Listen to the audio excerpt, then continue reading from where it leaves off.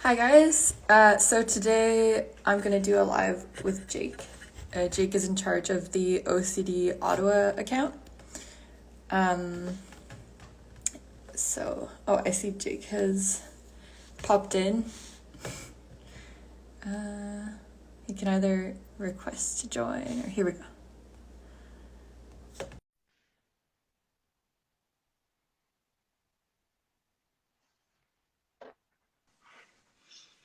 Hi Hello. Jake, how's Hi. it going? Good. How are you? Good. It's a lazy Sunday, I know. so I'm being very lazy. Yep. Same here. I have done a lot of nothing. Oh my gosh, my cat. Yeah, I've just been crocheting. Um, yeah, so we're gonna talk about the OCD support group in Yes. Ottawa, which we both help facilitate. Yep. And sort of like I wanted to answer some questions because I don't think everybody who is in therapy necessarily knows about support group. I certainly That, didn't for the first 6 months. yep. Definitely not. Um, Well, and I mean, it's not something, at least in the therapist that I went to get help, they didn't even suggest it or they didn't ask about it. They didn't recommend it. Like, I was the one that had to bring it up to them. So it's not every therapist or every like clinic that you go to is going to recommend it or even suggest it. So it is kind of on you to seek that out. But once you do, it's wonderful. Yeah, I was surprised. Like my therapist just said, okay, you seem well suited for individual therapy. She put me in it, and then that was kind of that because they kind of choose which they think is best suited for you. But Yeah. it's funny that they don't think, oh, maybe like a combination of both might be more Yeah. helpful. Difference to like the one that I went to here in Ottawa is the Ottawa Institute of Cognitive Behavioral Therapy. You go there too, right? Yeah, I do. Yeah. But you didn't do did you do the intensive program? No. No, they just So, put me in individual because I was like very high functioning. yeah. So So I did the intensive program, and while there are group elements to it, it's very different than a support group. Like the group therapy is actual therapy. It's not like a support group. So I would definitely recommend to anybody who is looking for a little bit of extra support rather than being, doing exposures all day, every day, or therapy all day, every day. Like a support group is more focused on connecting with other people and like being able to express your frustration, being able to express your frustrations without having to really like delve into them. It's more of a way to just blow off some steam and just like get some advice, but it's not therapy, right? yeah, but it's almost better advice sometimes because some people have like 10 years of experience doing ERP. Yeah, definitely. Like that's like in our group, we've got people that are have never done it before, and we have people who have had OCD for like 50, 60 years and have done Yeah. different types of therapy and been on different medications and like while every individual case is different, um, they definitely have some helpful advice. Definitely. And I think a myth about therapy or sorry, support group is that we like just have to talk about OCD. That's what I thought too, but half the time we're just like chatting about Yeah, our lives. like I definitely think that every support group you go to will be structured differently, but I think that ours we Hmm. like a pretty good balance between um, venting frustrations, talking about your life, talking about what you've been through in the week, talking about your therapy progress, talking about your struggles, your gains, etc. So I'm like then other times we'll just be chatting about literally whatever, right? Like it's just a place to socialize. Yeah, and you can tell like the people who join for the first time, they're kind of nervous Yeah. and they always ask like, what do I say? And I say, just tell me what happened last week. Yeah. It's Honestly. a lot less scary than like I was really afraid when I joined. Yeah. But like after the first time, you just realize we're just a bunch of people Well, navigating life, and OCD is part of that life. it's very intimidating, especially for people with anxiety disorders, to go out and join a group and then just talk about your disorder, right? Like that's not something that like your mind is gonna be like, oh, this sounds like a fun time. I'm gonna go talk to people about all the scary thoughts that I have. Like, that's very obviously intimidating. I remember the first time that I went to the group. Did you go when it was in person? No, I joined the first week of the pandemic, basically, Okay, and it so was I went in video. back when I joined, which was not this past December, but before. So I guess 2019. Um, I went because I was really struggling. Like, it was difficult. Um, and hi, Charlie. Yes, I did steal your haircut. Um, yeah, when I went, it was like December 2019. I was really struggling. I'm pretty sure I'd been to the hospital a couple of times being like, please keep me. They were like, no. Um, It's, by the way, it's wild the number of stories I hear about where people are like, no, I want to send you home. And you're like, but no. we had somebody, Crazy. I think, in a support group one time, or I'm making this up, who knows, that said that they went to the hospital and they were like admitted, but it really messed them up more so than if they hadn't been admitted. And that every time I went, they were like, this will make your anxiety worse. Being here when you have not been diagnosed with, so mine, I went because I thought, number one, harm OCD, I thought I was going to kill everybody. Two, existential schizophrenia OCD, thought I was crazy. And they were like, you do not have a what's the kind of disorders where you say something? Anyways, it's schizophrenia. They were like, you do not have that. And they're like, if we put you in here and you are around people that do actually have that, like, it could make things worse for you. Or even just people that are super anxious all the time, right? Well, Or imagine how many compulsions you'd develop around these people. You'd be like checking to see if your behavior matched theirs all the it, time. it would be more traumatizing than being told to just go home in the long run.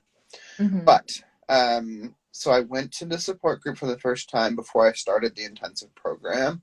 I'm like, I didn't go with anybody. Like, you could have gone with like a friend or a family member or whatnot, Hmm. but I went to the support group for the first time, freaking out. Like, I was like, I do not want to do this.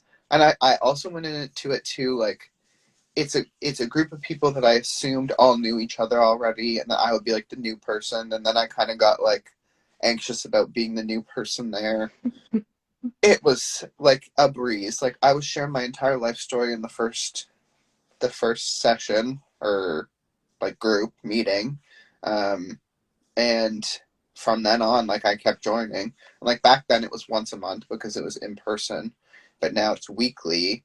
And I think that, like, we're still learning about how we can, improve it online, but I think that it's been so helpful for a lot of people, especially during the pandemic. Yeah, I think so too. Sometimes it's like the only time in the day where I talk to somebody other than work colleagues. Yeah, honestly. And like, sometimes, like, the support group it's supposed to go from 7 to 9. Oftentimes we're on there hours I because, had to leave last week because I was falling asleep and I yeah, was like, this is not good because somebody's telling me something really important and I'm like yeah, sleeping. So I had to leave. But yeah. It's like, definitely, that's a good thing too about it being virtual, though, is that you can literally check in and check out. I mean, not necessarily the volunteers because we had to like sections, but yeah. participants. I I Um, actually I don't have the experience of being in person, but I imagine it's a lot more. I feel like the experience would be so different though. Like I don't know, like what are your biggest comparisons or differences? I definitely think that because it's weekly now, we know each other a lot better. Even the people that are new, like, we still like get to know them a lot better because you see them. They oftentimes come back every week. Um, but when it was in person, it was it was honestly pretty similar, except for when there was a lot of people.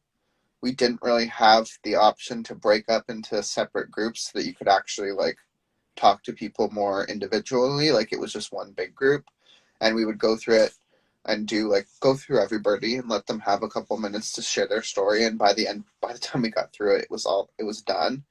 But Mm.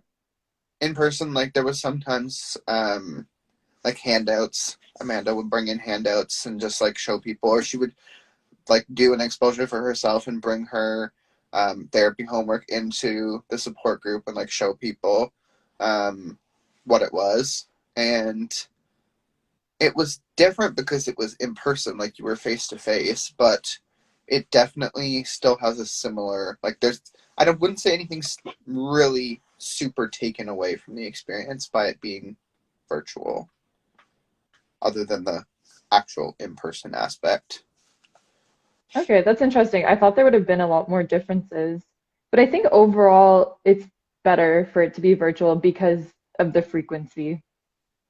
Yes. Well, I mean, that's okay. That is one thing that's better about being virtual than it was in person is it's a not-for-profit support group, right? Like we're not making any money. The only money that we Hmm. collected, well, I wasn't a volunteer at the time, but the only money that they collected at the time was for um, donations to rent the space at the community center. And then because of that, it was only once a month. And now it's weekly. And I was like craving it when it was only once a month. I was like, can we do this more often? Because like the average everyday Joe in your life is not going to get it like the rest of the people in the group. So I I definitely, find I find it hard, even like my mom, who knows everything in and out, has read like every OCD book I've told her about. Like there's still a disconnect mm-hmm, where like I can tell her lots of stuff, but she's like, I want to provide, like she doesn't provide reassurance, but she's like, I hate this. Like I don't understand why I can't provide reassurance. And like I'm like, I understand exactly why, because every time she does, it makes me worse. yeah, But like if you tell somebody else, like, don't reassure me, and they have OCD, they'll be like, oh, okay, yeah, I yeah. know, like Well, that's what? like definitely one of the good things of the support group too. Is like your therapist will is there to be your therapist, like, but you're really there to help yourself. Like you go to therapy to help yourself, not to get the therapist. They the therapist at the end of the day is you're their client. You're a job to them, and they may Yeah. care, but like you're still a paycheck. So the support group is people that are actually living with this experience. Not that some therapists don't have OCD or other like disorders, right? Yeah, But definitely. it's a client and like therapist relationship. It's not a friendship or like even just like a support group. So I definitely think that being with the people and like making jokes and like not reassuring each other and like pointing out like worry about that is definitely beneficial. Yeah, and the big like for me, the biggest part is eliminating shame. I'd say like that's the number one reason why I go, because Yeah. like I feel understood, and like for the first, because like my whole life I felt weird because I had all these checking compulsions, and every time somebody would catch me doing them, they'd be like, "Why are you doing that?" And I'd like hide it from people, and I feel like there's like a trauma that goes with having OCD that's Oh, beyond the obsessions. oh, Yeah. don't have to say anything else. 100%. Like, um, it's difficult to try because it's the doubting disorder, right? So it's like having to constantly deal with all these thoughts. If you have a lot of intrusive thoughts, which I feel like most people with OCD do, if Yeah.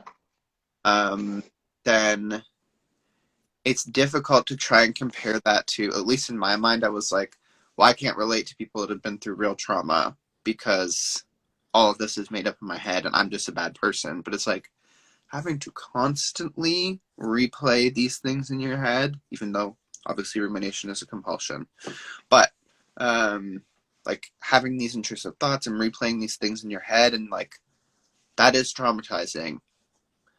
And Yeah. it's going to be with you. Well, I mean, some obsessions are forgotten and like don't bother you anymore, but the really big ones, the ones that have been with you for a long time, they are traumatizing and they will likely be with you for the rest of your life. But that doesn't mean that they have to be. They don't have to hold the power anymore, right? Like you can Oh take the. yeah.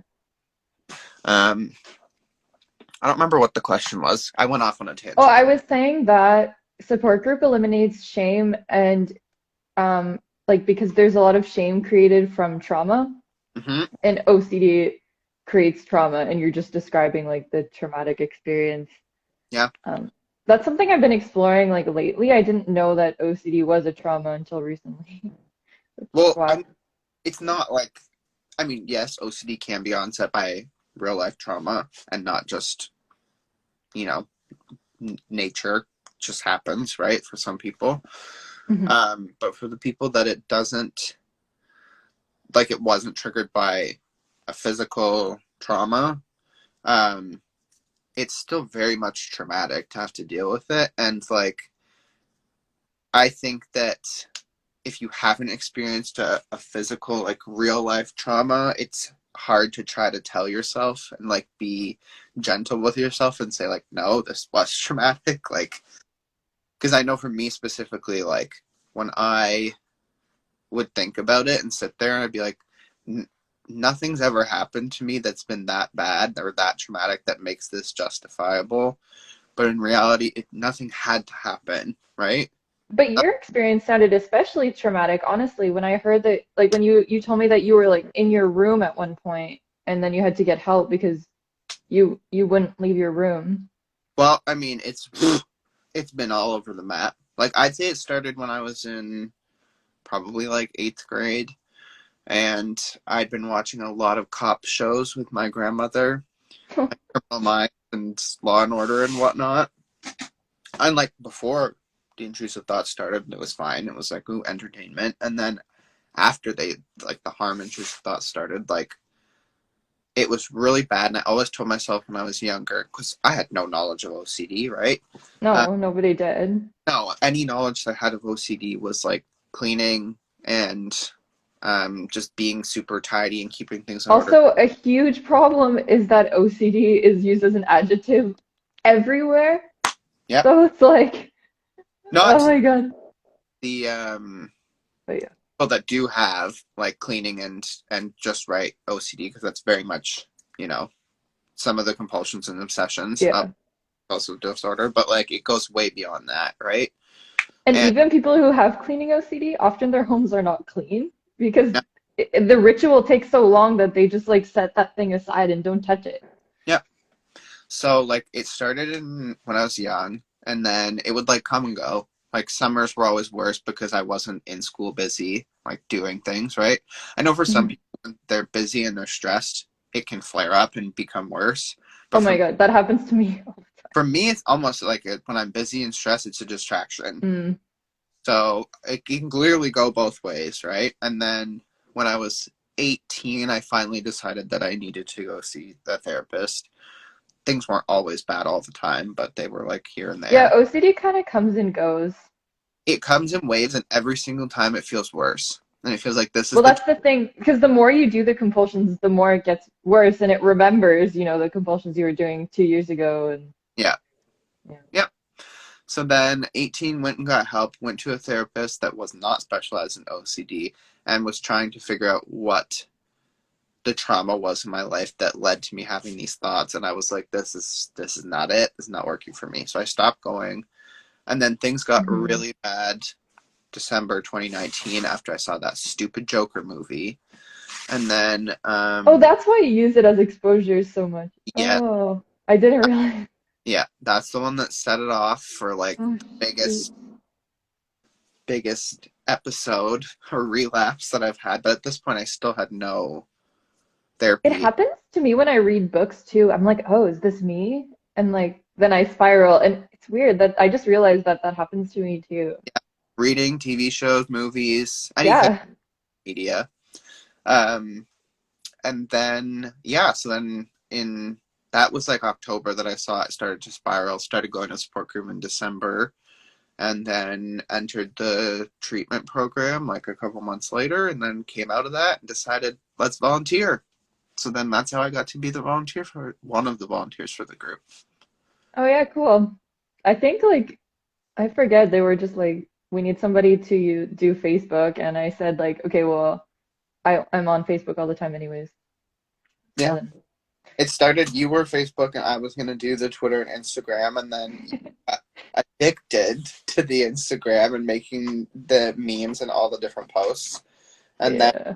really blew up. And here we are now. Yeah, Charlie said to make memes, and then I said, I will offend people. And he was like, nah, you won't. And so then I made a bunch, and then like I realized that people were finding them helpful. You did offend a few people, but you didn't really offend them. It was triggering for them. And guess what? That's an exposure. But it's funny, like I was saying, a rom-com can be triggering to somebody with ROCD. Anything. So, Anything. What did Charlie um, saw him say something? we had a question. Oh, Somebody struggled with false memory, which is something that I struggle with at times. I had that this morning. Yeah, it's so weird because it pops up and it's like a memory that y is like from your childhood or some random time that you never thought of until now. Well, And because you then, can't know if it's real or no, not. You can't. You no. can't go back in time and find out if it was real or not. Like, what was it? I had a thought the other day.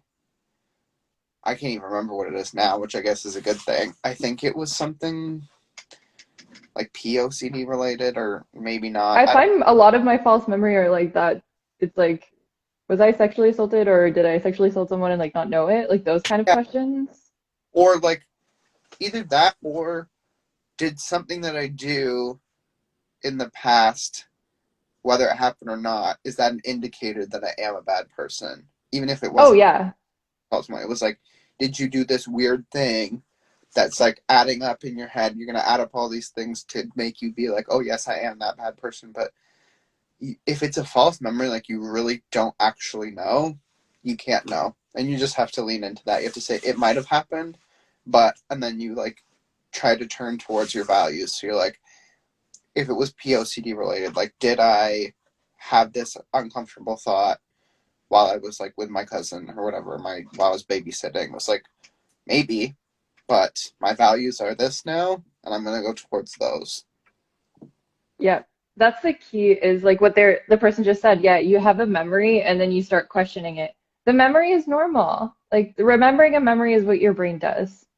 But like the questioning it is the disorder, and that's where like Yeah. what you say is so important is the moving on part. And it's like, okay, I could spend an hour of my life questioning this and getting nowhere because another thing, people's memories are so imperfect. Why do Mm-hmm. you think we lose things all the time and forget where we put things? Well, the other thing too, your mind, like if it's a memory that's like from a while ago, not something that just happened 2 seconds ago, like it will kind of remember the general premise, but it's gonna fill in a lot of Yes. stuff, try and make it make sense, and then if it fills it in the wrong way, then there you go, you've got a false memory, but you can't necessarily know that. Might have filled it in the right way, might have not. Um, Another one too that's kind of the opposite of false memory is forgetting if something did happen or not. Like this morning, I woke up and my bedroom. I've been staying at my parents' house for the last few months because saving money. And my bedroom door was open. And I'm like, my bedroom door is never open. And I go, did I get up in the middle of the night and kill them all? And I'm like, well, I can hear my mother and father downstairs, so no. But I'm like, I Mm. don't know where my brother is. Or can you hear them? Who knows? That But too. yeah. Like, I at this point I was like, I great, maybe, and I was like able to move on. But back before therapy, I was like you mentioned, like stuck in my bedroom every night before bed. I shoved my desk in front of my bedroom door, so that way, like Uh, if I did get up, I would know the next morning, right? Like I'd see the desk wasn't in the exact same way that it had been or whatever. I was like, it got real bad. uh, yeah, like the person is saying, is it normal that it feels like a memory at first? And like the Yeah, answer is yes. but that's the whole point of the disorder. It's gonna feel real, right? Yeah. If it didn't feel real, we wouldn't have this disorder. Yeah, it's either it feels real um or uncomfortable or just like something, whatever the feeling is for you, um discomfort, anxiety, disgust, stress, or shame, whatever it might be, it's going to feel real, and that's what makes it the disorder. Well, that's the thing because the content, like I like sometimes I say the content is relevant, sometimes I say that it's not, and it depends where you are, like in your journey, but the content is there, and we have content of intrusive thoughts all day long, right? Like you can't not have thoughts because then you wouldn't have a brain. You would be dead. Yep. You would be dead. But you have the thought, and then what makes people with OCD have what we have is that there's a feeling. Oh, yes. And that's what gets us because we're rational people and we know that we're thinking irrationally, but the feeling makes us think that it's true because why would I be feeling this way if it isn't true? I cannot stress it enough that every time I went to a new therapist or the hospital, I was like, the thoughts are bad. They're real bad. But the feeling that accompanies them is the worst part. I was like, that's what makes it feel real. And that is the part, no matter what the thought is, no matter like whatever. And I tried to explain because I was like, I don't think it's anxiety because I know what anxiety feels like before you go like write a big test or like go on a first date or go for a job interview. Like that's what anxiety was to me. I'm like, I know what that feels like. It doesn't feel like that. So I was like, what's going on here? I was like, I'm clearly fucked up. And then it was like, no, there's different types of anxiety. There's different manifestations of anxiety. And so I think that learning about those was definitely very important. Well, they declassified or whatever they do, OCD is an anxiety disorder. It's no longer anxiety It's because because there's too many emotions. There's guilt, guilt, shame, disgust, discomfort, like extreme discomfort. So hmm I definitely think that a lot of people with OCD also like have extreme anxiety, but not everyone. No, definitely not. Yeah, it's often part of the puzzle, but it doesn't have to be. No, Um, for sure. and that's why it's so tricky. It's one of OCD's like mind games, right? It's like, is this I don't do this anymore, but at the beginning of treatment, I used to say, is this feeling OCD? Mm-hmm. Because and I don't trust my feelings actually to this No. day. Well, because once I finally learned to distinguish what was OCD and what wasn't, obviously then your mind changes and then you're like, everything could be anything. But I was hmm almost reassurance to be like, okay, I know that uncomfortable feeling happens when I get these intrusive thoughts or I'm presented with a trigger. And I'm like, okay, perfect, that's OCD. It's like reassuring yourself, which is Oh, why I'm absolutely. back from finally recovering, whatever that might mean to every individual person, because it's still providing, even though it's bad, your brain doesn't know how to deal without it. So it's like, oh my God, that's that uncomfortable feeling, but I know it's OCD. So that's self-reassurance. Yeah. It's a tricky balance because I find knowing that it could be OCD helps me to be treatment consistent. But Mm-hmm. then if you try to have too much certainty that it's OCD, that's no longer treatment consistent. So it's a like It's definitely it's it's trial and error. Yeah. because like once you think you're onto something, if you're doing too much of it, it could be a compulsion. So that you're like ERP can become a compulsion if you're doing I too much. honestly think everybody in some way or other does ERP compulsively at first. Well, maybe not at the very beginning because then you're too scared to even You're do too it. scared. Yeah, yeah, yeah. But like once you start to be like a little bit more comfortable with it, you're like, let's do it. Let's just dive right in. And then you like are kind of flooding yourself. Like you're overexposing yourself and it's becoming a compulsion because you're like, I know that if I do this, it's going to make me feel better. So you try to do Yeah. too much of it. And then it becomes a compulsion in itself. But I did want Yeah. to talk about something that you mentioned before about the different themes meaning and not meaning anything, or the thoughts, or Yeah. whatever, The um, content. Yeah. content. I agree that in theory, from a textbook standpoint, that the content doesn't mean anything. But because of the way that society has structured mental illness in the media and what is acceptable and not acceptable, the content has a lot of stigma around it if you have certain types. So this is not trying to like diminish the struggles that people with relationship OCD or contamination OCD go through, or just right, but like those are societally acceptable to have. It's like a weird quirk, like you might get made fun of by somebody, but it's not bad. But if you have POCD, harm OCD, you're afraid of getting like schizophrenia, you're afraid of like the world not being real, like all those things are definitely shamed more by your peers, the media, just like everybody, right? Like if you go, Even therapists, if they don't understand yeah, OCD, so it's they might like, say, "Oh, like, are you actually a threat?" Like, and you can't know, right? Because anybody could be a threat at any point, right? Like you can't know. and But I imagine how awful it must be if you have OCD, you open up to a therapist and they're like, "Oh shoot, like I actually think there's something wrong with you." Like then, imagine how many steps back you would be taking in oh, therapy. um, and so I think that like on paper, sure, the content doesn't matter, but Hmm. in practice, in society, the content does matter because you Yes. can't somebody and tell them, I just had a thought about killing you, and that with that knife over there, and then they'll be like, oh, cool, okay, cool, great. Whereas you could go up to somebody and say like, I don't want to shake hands because I have fears around contamination. That one makes sense in Yes. like generally.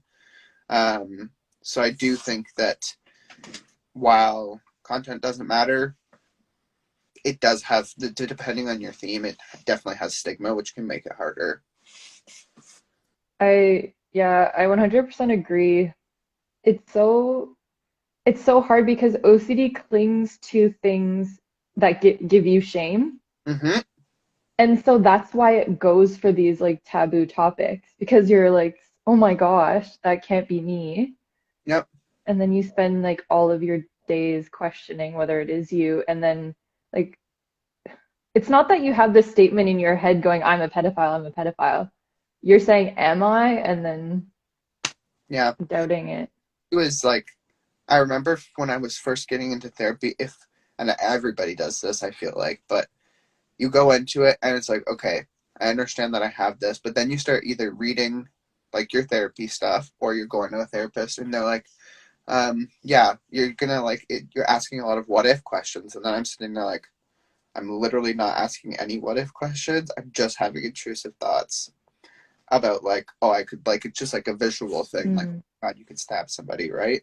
hmm. So I definitely think it's something to take with a grain of salt when you go to therapy and they're telling you things, because anything could be like an obsession if it causes you discomfort, or it causes you if you gives you like an urge to do a compulsion, whether it's mental or physical. So I think that something important to remember is like not to panic when every single detail doesn't align of your life doesn't exactly align with the textbook definition of OCD, because everybody's case is going to be different. Yeah, and I've read this a lot where like people have a compulsion of like Googling on Reddit or whatever to see other people's symptoms. Yep.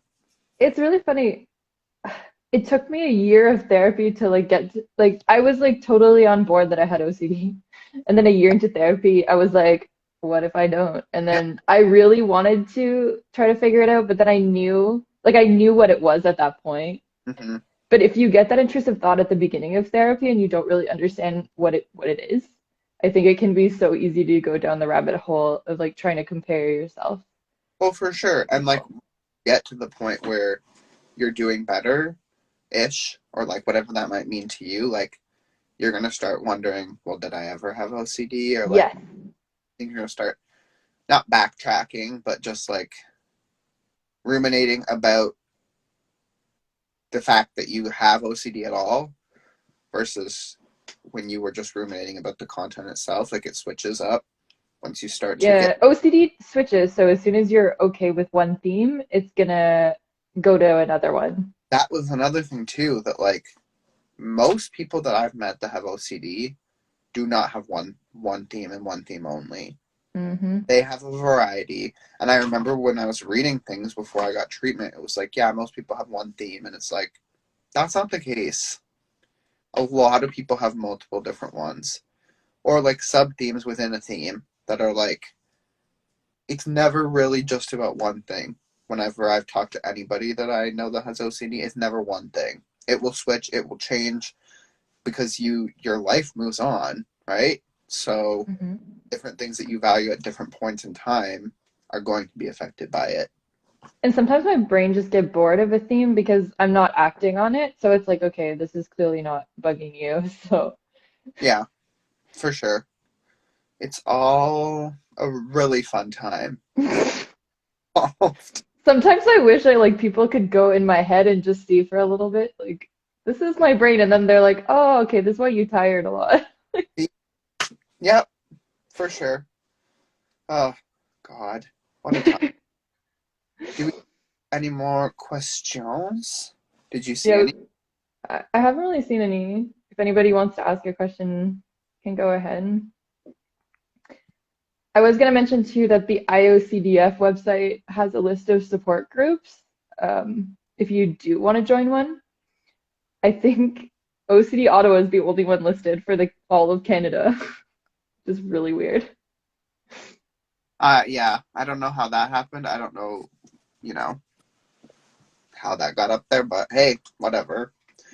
Um, yeah, I would 100% recommend it to literally anybody that has a mental health disorder because it's just a way to be around people that get it. Yeah, it's just a relief when somebody, for me, the biggest relief was listening to people talk and then being like, oh, I've experienced that. I thought that was just me. Or like that kind of thought. Like it's never just you. Never, ever, ever. Because you're not a special human. OCD makes us think that we're these like special people who only experience this, you know? It's Yep. not. I see somebody asked how much do support groups usually cost. So ours right now is free because it's online. When it Yeah. was in person, it was by donation because we needed to help pay to keep the room open, like so that we could go to a physical location. But I mean, obviously, everywhere will be different. Like I'm sure some places the support groups are run through the government, like through the hospitals and whatnot. Other places it may be a for-profit thing because they want to It could be. do what. We do collect donations right now for ours, but that's mostly to keep the website up and whatnot. But like, we don't really, there's no obligation to give money. Yeah, as long as it's run by volunteers, it gets pricey when you have somebody who's like a peer support group, a group like coach who's been certified, Yeah. or if you have a therapist running it. Yeah. But Somebody, somebody's saying, oh, sorry. I was just going to read the same question you were. Uh, So somebody said, what kind of therapy do you do in support group and did it work? So you don't, like support groups aren't therapy. None of us are trained therapists, psychologists, clinicians. None of us, well, I mean, some people in some support groups might be, right? Like I'm not saying that for everybody. For ours, none of us are. It's we have the volunteers who have no training. We just literally facilitate the support groups. And like, do you want to talk about how it's structured, kind of how we go through it? yeah, I was gonna say, yeah, so basically at the beginning of the meeting, we just give some guidelines, and then if the group is too big, we break out into another MS Teams call. We're actually in the process of thinking of a different way to structure it, because, like you said, sometimes we just run out of time going through each person, and I prefer when the group has chance for everybody to chime in and Yeah. to discuss. So I think we might be changing our format a bit, but basically for now it's just each person shares, like some people share for 5 minutes, some people share for like 25 minutes. Yeah. Depends on the. Super variable. If somebody had a panic attack that week, like they're, Yeah, they want to talk about it. for sure. But yeah, Um, usually we'll have like a little disclaimer at the beginning, and then basically we usually just go one by one through the people that are online, and then we ask them if they want to share. Obviously, there's no obligation. Sometimes people just want to go and sit there and hear other people's stories and then leave and maybe never return. But at least it gives them that little bit of um, knowledge that there are people out there that are struggling with similar things. And then we go through everybody, and basically how it works is like I said, we're not certified, we're not qualified therapists. But we just go, we provide any feedback that we have gained from our experiences, and hopefully it's applicable to other people's. But again, we're not making like, this is what you need to do. It's always a suggestion. And not everything that we suggest is going to be applicable for everybody. But it's a good way to just go vent your frustrations, get a little bit of knowledge about what other kinds of people are doing to help themselves, to share information. So, like, Yeah, because there are many different ways to approach ERP, and I found that every therapist is a little different. So, like, Matt's therapist uses comedy. My therapist never did. So then I started to use Matt's therapist technique yeah, sometimes. yeah, like, and because it's a disorder that's it's understood to an extent, but there's so much more research that needs to be done, just like most mental illnesses and regular illnesses. Um, Yep. it's constantly changing. So what might work for somebody is not necessarily going to work for somebody else, but there could be a new type of therapy or a new treatment developed tomorrow that will benefit the person who wasn't helped before, but might not help the person who was helped beforehand, right? So Yeah. it's constantly kind of like trial and error, but across the board, the thing that has helped the most people has been exposure and response therapy. And I would say ACT, like I was acceptance. gonna say acceptance and commitment therapy. We talked a lot about that last week. Yeah. And people are not like some therapists aren't trained in ACT, but they are in ERP.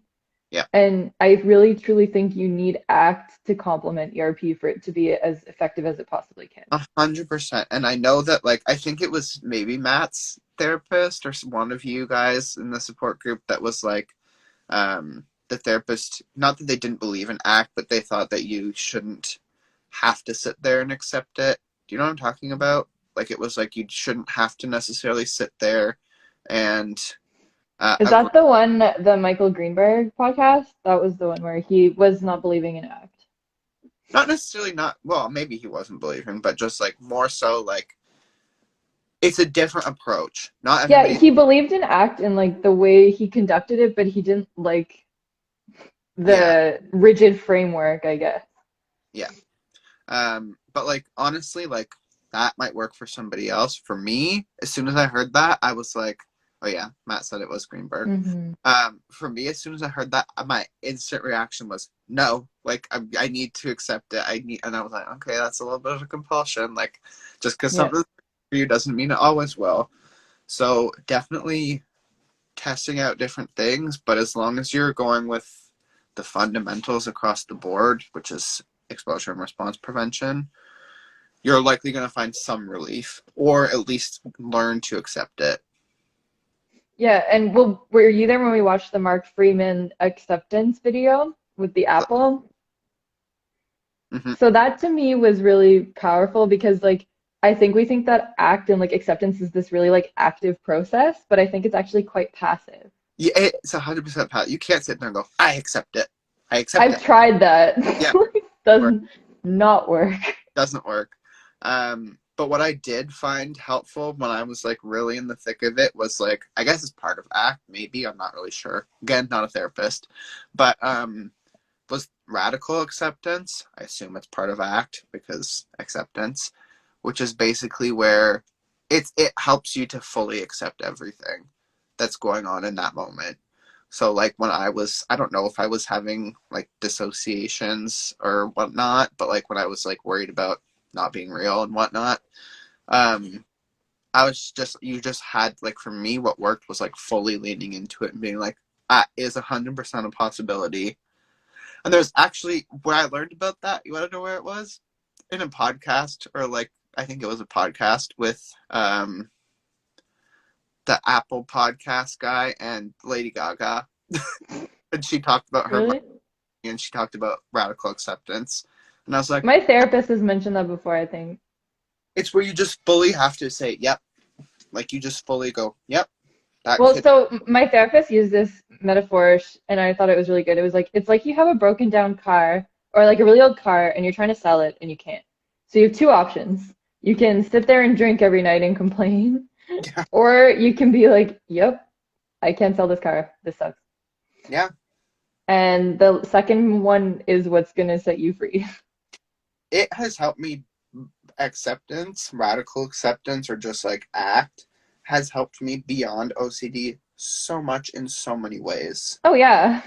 Like one of my friends sent me a video about acceptance the other day, and I go, I've been doing this for a year.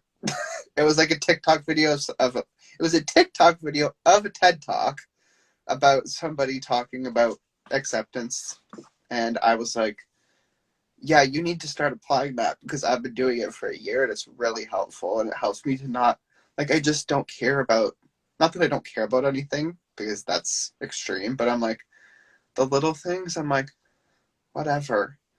Like, and then refocusing on your values. Wow. Life changing. Who would have known? Yeah. It's like I've heard this from various places. Accepting what you can't control allows you to be able to change what you can influence, which is what you're saying is you're acting towards your values is super simple. It could be like, I want to do well on this next work test. I want to practice piano. That you can control. Most things you can't. No. Well, you can't control anybody else. No, that's huge. And that goes into like codependency, which like I also realized I had to deal with, Yeah. linked to my like relationship OCD. But I was like, I really like I had to get over that fear of like not being able to control people because Yeah. I seriously believed that I could, even though like on the surface I didn't realize that was my belief. Like, you can have an influence on people, but you have no control over their behaviors.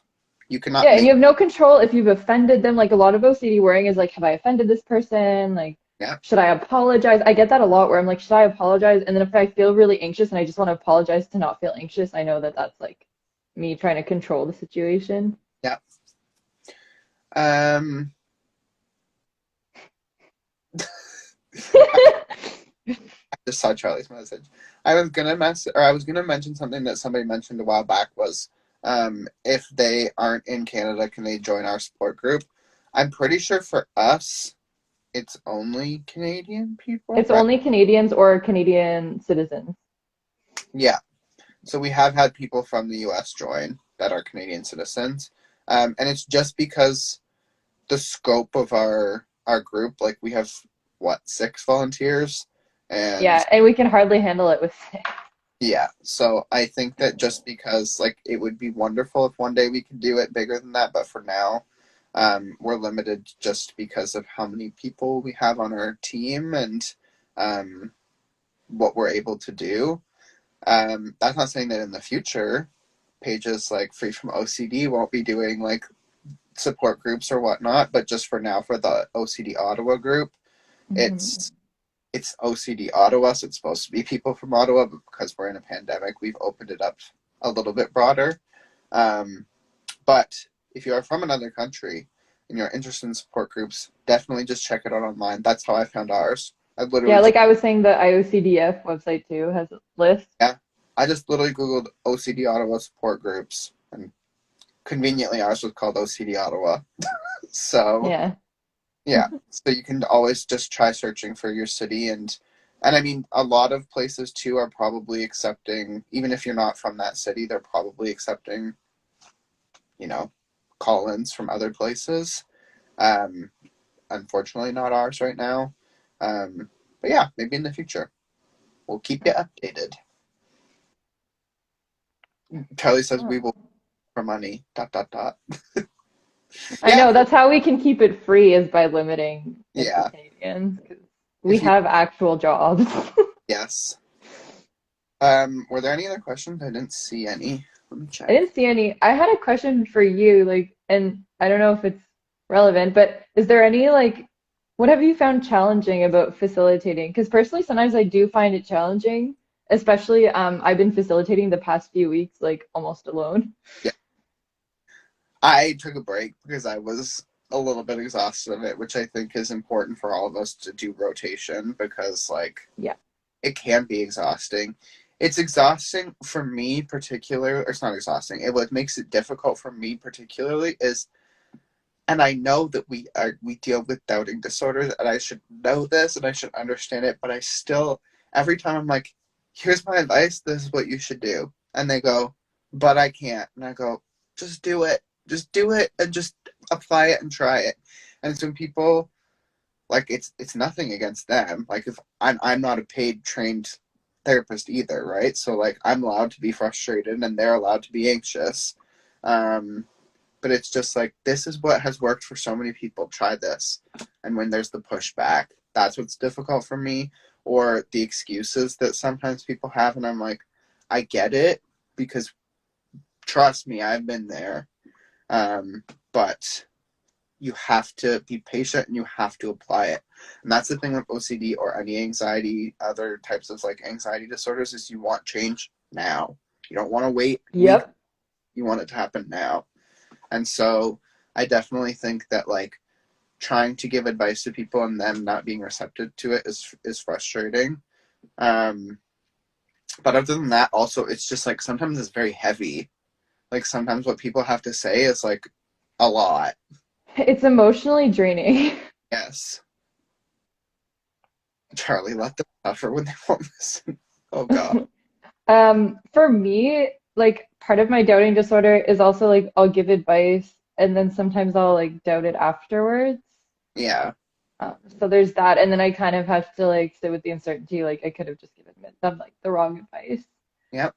And Especially with people that have like self-harm OCD, or they've talked about like being, whenever depression comes up, like that's like anxiety is one thing, but depression and like thoughts about whether it's OCD, like suicidal OCD, or just regular depression and suicide thoughts, like yeah, that's a difficult subject to talk about and like try to tiptoe around it, because we are not therapists, so we cannot sit there and give these people advice. Our advice to them is that you need to either, if you are seriously actually in danger or in a crisis mode, like call 911, call a crisis line, or go bring yourself to the hospital, or if you're not in an immediate crisis, like make an appointment with a therapist, because that it is responsibility OCD on our end a little bit. Like I get anxious about that. I'm like, uh, yeah. what happens if this person goes and does something because of what I said? So I definitely think that that's a difficult part about being a facilitator too. Yeah, exactly. That, and then we were talking last week about I find negativity can be contagious. And so if you get a couple of people really, a lot of people with OCD when they start out, they have like a victim complex of like, oh, woe is me, like this really sucks, nothing can help me. And that can like spread. Yeah, And then it's hard because you try to bring the conversation back to like positive, and there are a lot of positive people in the group, but sometimes it's very like you're like, ah, how do I get us out of this like yeah. victim loop? hmm Because like I guess you don't really, for OCD treatment like ERP, you're not going there to complain. You're going there to do exposure and response prevention. So it's not like typical therapy where you go and you can vent, right? Like that's what I Yeah. find. I'm like, I don't ever really get to talk to my therapist about what's going on in my life beyond OCD, because that's not really what the therapy's for, right? So I definitely think that most people come to the support group to just honestly vent and to share what's been going on with them. And then it's definitely contagious, right? Like as soon as one person starts sharing, then other people will too, which is why we are looking at restructuring it a little bit. Obviously, we need that element. We need to be able to have like a regular support group where you can just come and vent your frustrations, but we're also looking right now at restructuring it so that it has elements of what were your successes this week, or Yeah. like last however long since you've been here, or if you're new, like tell us something positive, right? Like we need to start looking at from both sides of things, because while it's good to come and complain and get things off your chest, you also need to start acknowledging your wins. Yeah, and that's something that people with OCD struggle with because as soon as we get a win, we forget about it because we're not obsessing about it anymore. Yep. Well, and like you need to take note of even the small ones. Like you got out of bed today, and you Mhm. hadn't for like 2 days. Like it'd been a real struggle to get out of bed like at a reasonable time. You had a significant meal today. Like you went and did an exercise. You sent that email. You did whatever, right? Like as much as you don't want to celebrate every small win, like you need to start to recognize them because you need to be able to enjoy yourself. And I also think that OCD does this thing like it loves perfection. And so for me anyways, like it manifests in like, oh, well you worked out for half an hour. Well, you could have also gone for a walk, you know. Whereas like I'm trying to shift, it's like cognitive restructuring, I think, where I Yeah. can say no, like you worked out. Even though you didn't go for a walk does not nullify the fact that you worked out. Yep. I've been finding it very helpful.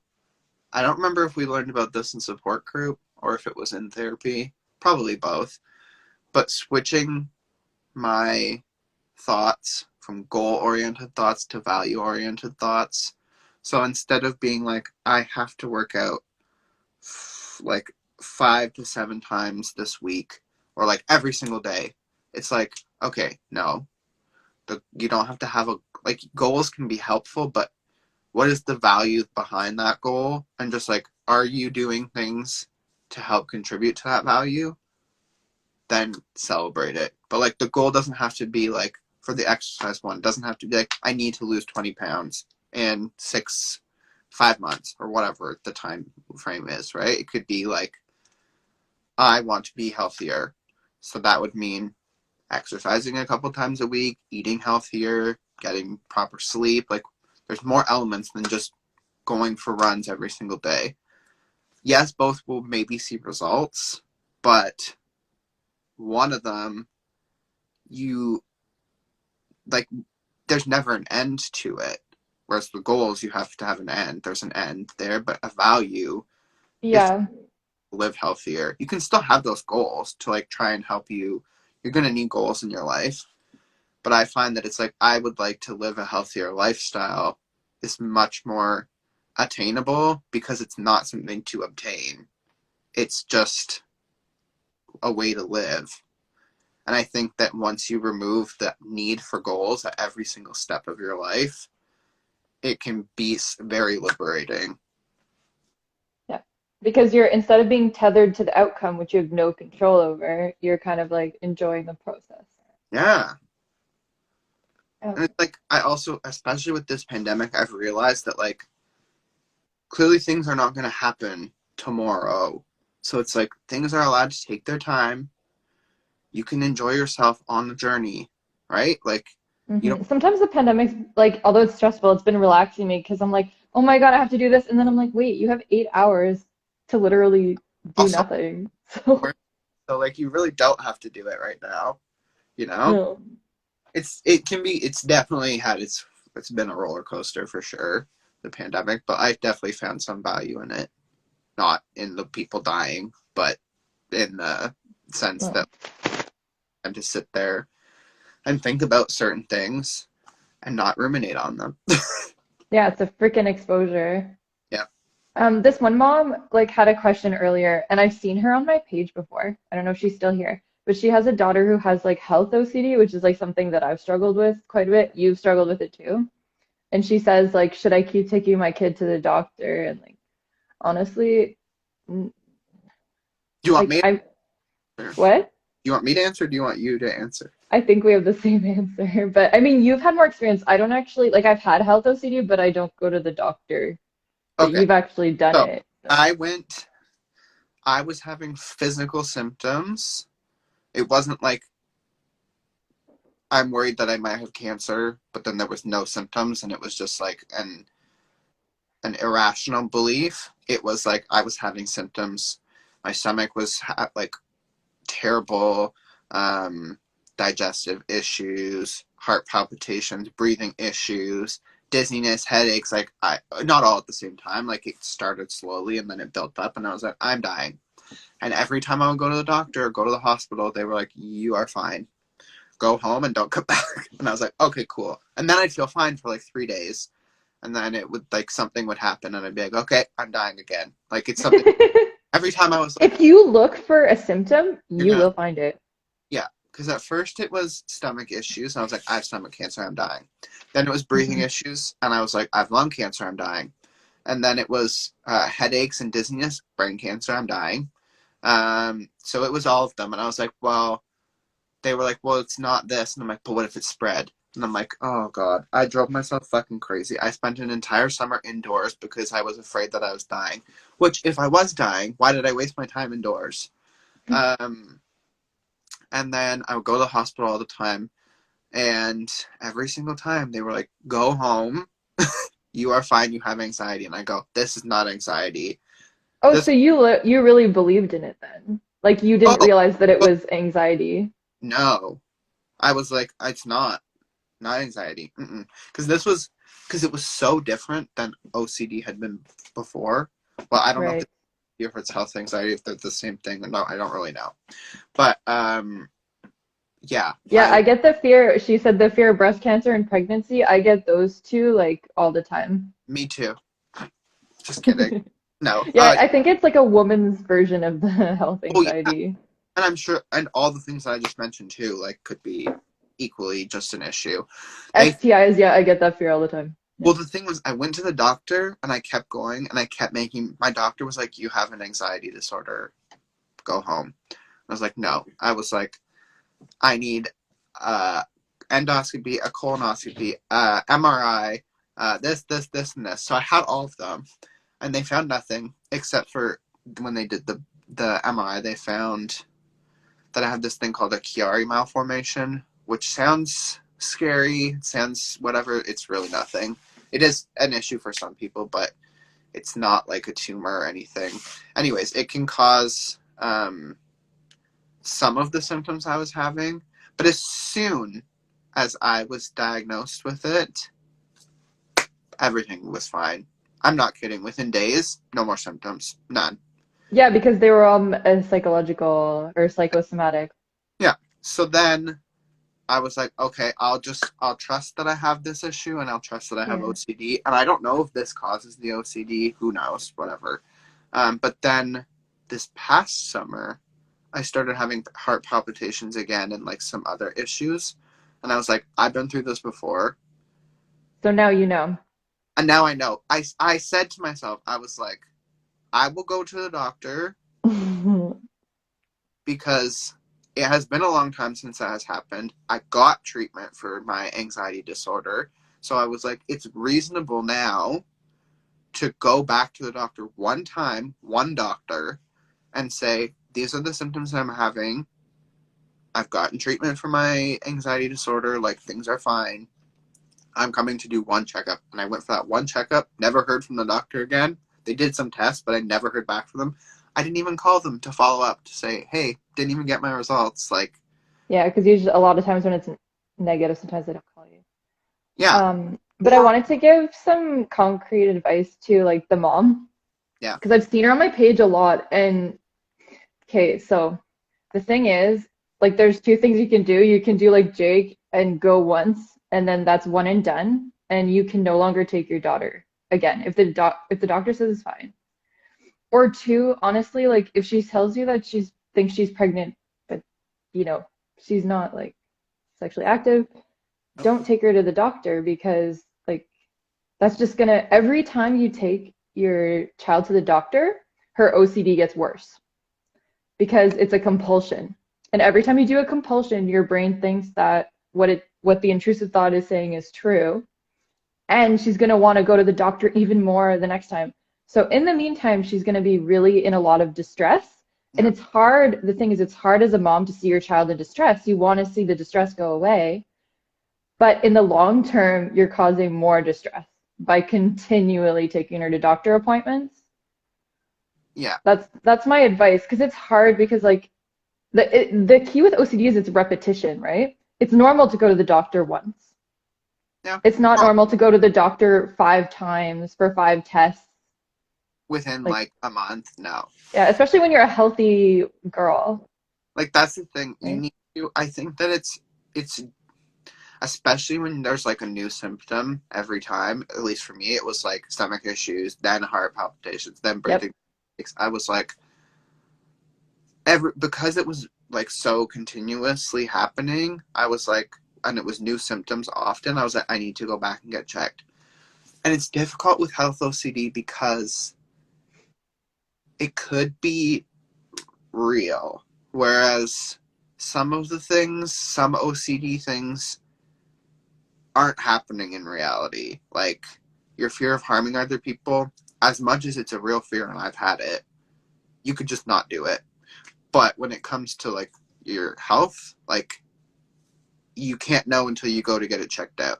Because it could be real. You could have something wrong with you and you have a symptom that, correlates with it. So it's incredibly difficult to be able to say, I'm not going to go to the doctors, especially when they're like, don't wait, come to the doctor, like, especially when it's like comes to cancer or like, especially even when you're older, they're like, don't wait, like come to the doctor and get checked and then whatever. And it definitely turns into like a cycle of compulsions. And then you'll want to go check different doctors because the one doctor is like, you're fine. And you're like, I don't know if I trust you. So then you go get a second opinion and then a third and then a fourth and then go to the hospital. It becomes a cycle that's unhealthy. So I think, at this point, like at the beginning, you won't know. You're like, Yeah. I need to go to the doctor. But once the doctor's like, okay, like, cut it out, and you've noticed that there's nothing progressing, it's kind of time to stop going to see the doctor about that specific issue. If the thing that's important to know with health OCD is if it gets worse, go back to the doctor. Yeah, like that's the thing. We're not doctors. We can't tell you. Like, Well, even the doctor could have missed something, right? But well, if, that's what I always tell myself when my OCD is getting mad at me. I'm like, literally, doctors are humans, though. Like, yeah, they could miss something or they could do the wrong test. Like, you could think something's wrong with you and it's actually something that's asymptomatic, yeah, right? yeah. Or the doctor could have missed something and you do have cancer, and it got worse and now you have to go back to the doctor. Yeah, and that's why OCD will never be satisfied. So, like, you can go to the Yeah, doctor your whole life and OCD will still not shut up. but the chances of that happening versus it being an anxiety disorder, you have to weigh the risks of Yeah. your sanity versus the potential that it could be anything, right? It's No, almost like you have to risk, like, your physical body health for your mental brain health. yeah. And it's like if things are progressively getting worse and you went to the doctor and they didn't find anything, well then go and tell them your symptoms, but also tell them about the anxiety portion, and then they might Yes. be help you with your mental health too. Yeah. It's a Right? balance, Yeah. right? Like you very well could be dying at any given minute. And you just have to lean into that and say, yep, but am I going to spend, if I've been to the doctor a couple of times or even just once and they were like, we can't find anything wrong with you, you still could be dying. Yeah, you just gotta trust the doctor at that point. But then are you going to want to waste, like I did? I wasted a whole summer doing nothing because I thought I was dying and needed to go to the doctor so often. Or if you were dying, would you not want to be out there doing something fun? Like, I don't know, that's the way I see it now. I'm like, I've been to the doctor once. They couldn't find anything. I could still be dying, but I'm going to go do this instead. Yeah, like now when I get the intrusive thought you might have breast cancer, I'm like, okay, I guess maybe, but Yeah, like but it's I'm also not not gonna bug my doctor again. Like poor doctor. necessarily a death sentence. Like you could have anything. You could be having these symptoms. It very well could be cancer, but it could literally be anything else. I thought I had a brain tumor. It turned out it was something else. Well, That's that's the not, thing. Okay, that's the other thing with OCD. It'll take like a symptom of something that's really minor. Like it, that happened to me a couple times. I was like, I have a lump, and he's like, oh, that's just like a normal part of your body. it's Like like I if have gone to the doctor sometimes, and like it catastrophizes, but really like there could be something, but usually it's not that bad. it's literally going to give you the worst case scenario. Yeah. Literally, especially during this corona pandemic, anytime I'm like especially after I'll do an exercise, my throat sometimes is a little sore. I'll go, oh God, it's happening. I'm developing the symptoms. It's gonna happen. And then I immediately run and I'm like, I need to get the vitamin C. I need to get the echinacea. I need to get all these things so that I like fight it off. And I'm like, you're an idiot. I'm like, you literally just, this happens sometimes after you exercise, your throat gets a little sore. Yeah. Anyways, it takes everything and it catastrophizes it and it blows it up a million times bigger than it needs to be. But I definitely think that when it comes to health anxiety, it's something that's a little more difficult to just. It's a harder pill to swallow in some cases because it's, like I said, with health anxiety and like existential, you really have no control over them. You really have absolutely no control over them. Whereas when it comes to like POCD, harm OCD, or like just right, you could just not do the thing and be fine. Like you're not. That's way easier said than done. But like if you have harm OCD, No, I get what you mean. you could just not harm somebody, right? But with like existential, it's like, well, you really can't know if anything's real. You really can't know. And when it comes to health, it's like, unless you go to the doctor, you really can't know if you have something. So it's difficult. It's extremely difficult to just sit there and deal with it. You have to change your beliefs. You have to say, okay, like I can still enjoy this day and be dying, which is like really hard to say, but that's how it gets me through. It's like, okay, I don't know, but like, can I still enjoy this day? And I'm like, yeah. And the problem is we rely on the certainty in order to like enjoy ourselves, which we'll never get. No. So until your brain realizes that, oh, I can still enjoy myself and be dying of breast cancer, maybe, it won't shut up. Yep, for sure. I mean, how much time do we want to waste with fears and compulsions? No time. None. Waste none. Just do everything fun. Take the risk. Yeah, honestly. Like, yes, you could die. Yes, you could hurt somebody. Yes, you could injure yourself. Yes, I could get hit by a car tomorrow. Yes, the roof could cave in today. Also, it could not. You could just be having fun otherwise. Oh, this is the other thing. I learned it when I read Shala Nicely's book, it was Fred in the Refrigerator.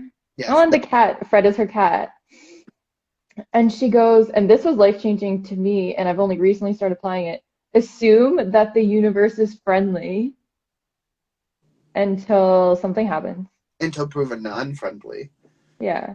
But And then then even if something happens, but it's because we have a belief that the universe is non-friendly, and that drives all of our actions. So we can choose to believe in a different kind of world. yeah. Well, I like to take everything and spin it on its head and look at it from a million different angles. So, like, it's never binary. Like, it doesn't have to be, like, yes or no.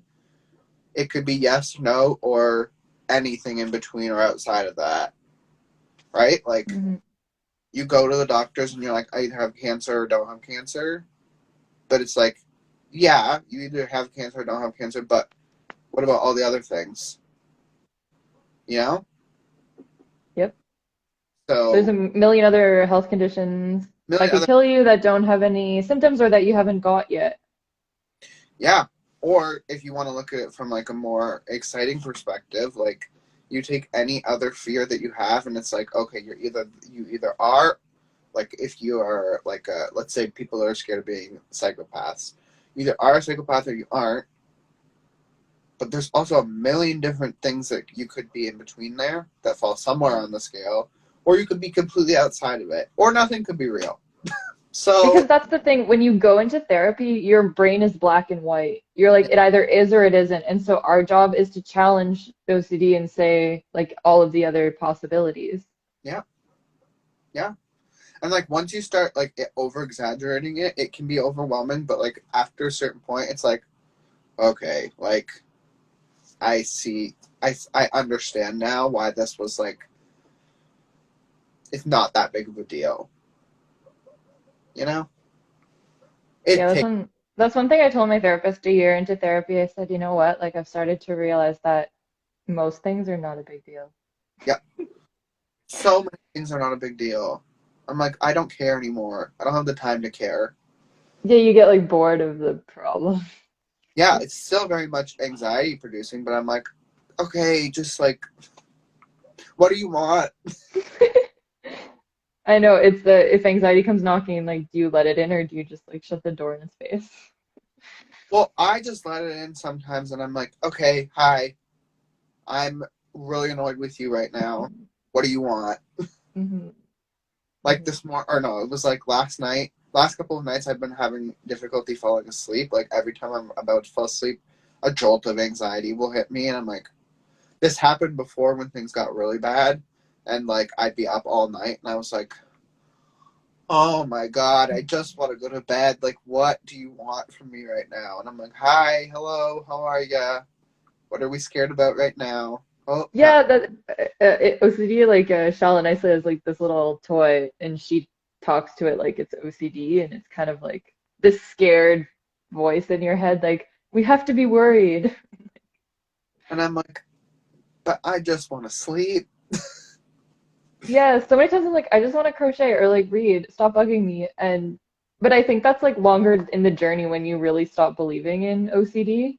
Yeah, Because like people who are in the middle of OCD and have not had treatment, they believe everything that OCD says. yeah, yes, they do. Hi, Kat. What are you doing? Yeah. Yeah, do you have any more questions?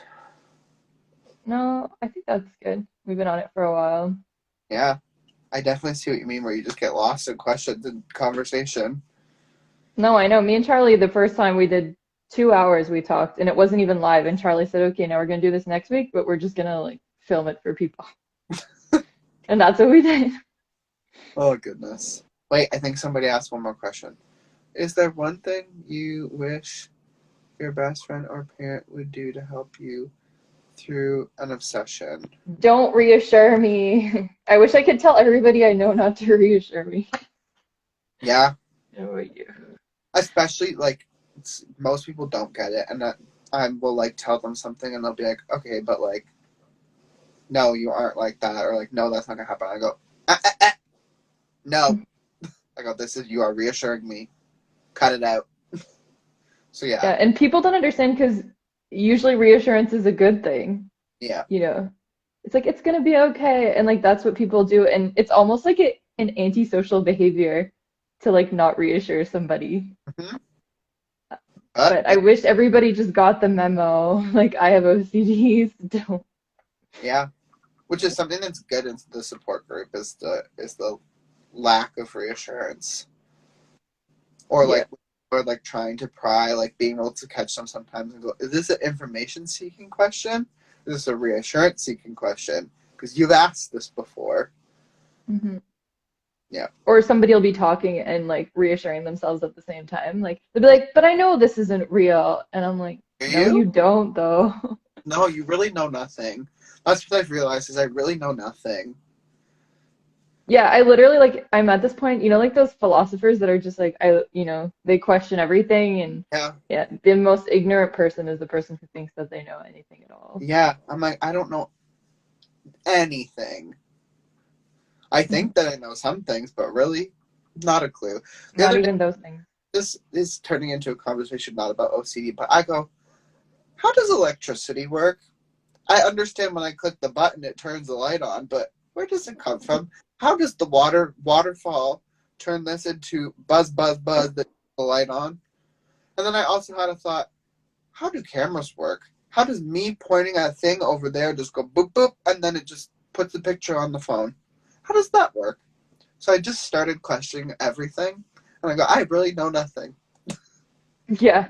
And then you're like, okay, what is worth wasting my time questioning? And But those were not bothersome questions. yeah. Sometimes be bothersome questions, but sometimes I'm like, what? What's going on here? How does that work? And I'm like, Yeah. I know I've learned how these things work in the past, but really, what? Mhm. Mhm. Like, you're telling me we made all of this, everything in the universe, or anything, everything in the world out of raw materials, and somehow we have all these things that are bad for the planet? I go, not that I'm a climate change denier, but I'm like, did this shit not all come from the earth? Yeah. I get that a lot with money because I'm an economist, and sometimes I get in these like loops of like we can't touch money. Like we put so much of our lives depend on it, but we can't see it. They're numbers on a screen. means nothing. It's fake. Money is fake. It's totally fake. It relies on everybody being on board with the system. Yes, it's a piece of paper or a number. But it has such an influence on your quality of life. And like I make choices on a daily basis on like, can I buy this thing? Like, Yeah. But it means nothing. It has nothing. It means nothing.